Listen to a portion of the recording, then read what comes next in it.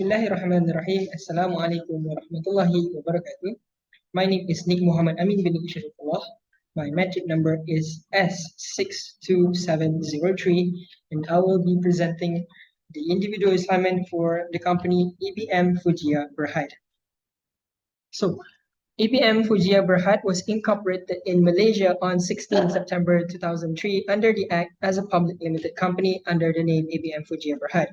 ABM Fujia is an investment holding company, whilst its subsidiary company, Amalgamated Batteries Manufacturing Sdn Berhad, Amalgamated Batteries Corporation Sdn Berhad, Amalgamated Batteries Marketing Sarawak Sdn Berhad, and Auto Industries Batteries East Malaysia Sdn Berhad are involved in the manufacturing of automotive batteries and other batteries, as well as dealing, sale, and retailing of automotive batteries and other batteries or lubricants.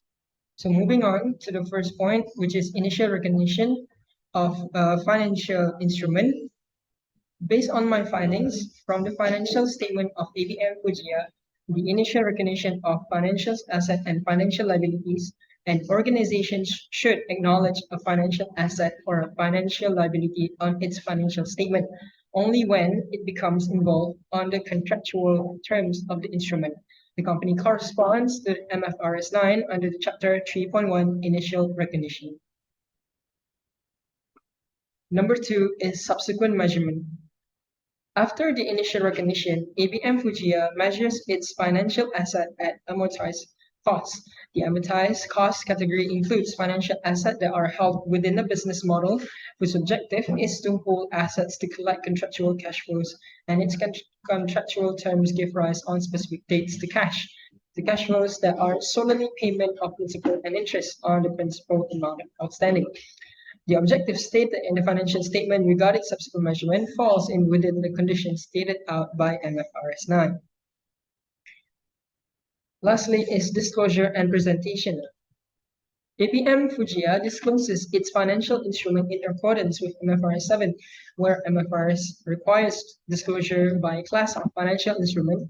An entity shall group financial instrument into classes that are appropriate to the nature of the information disclosed and that take into account the characteristics of those financial instruments.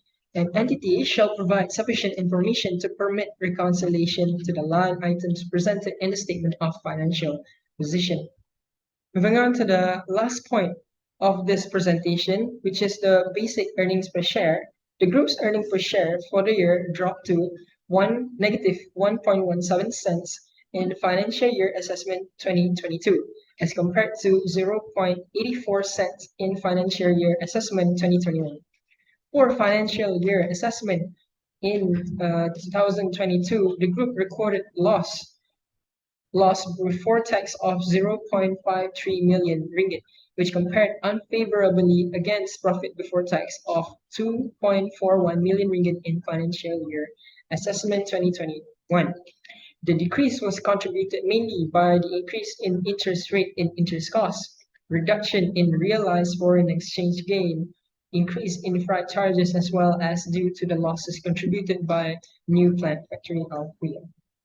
Now, where do I get this information? The information was acquired through the Malaysian Financial Reporting Standard, specifically MFRS 139, MFRS 132, MFRS 9, and MFRS 7.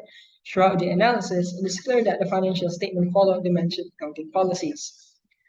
How do you obtain the information? The information was obtained through extensive analysis between the standards set out by the financial statement of the company.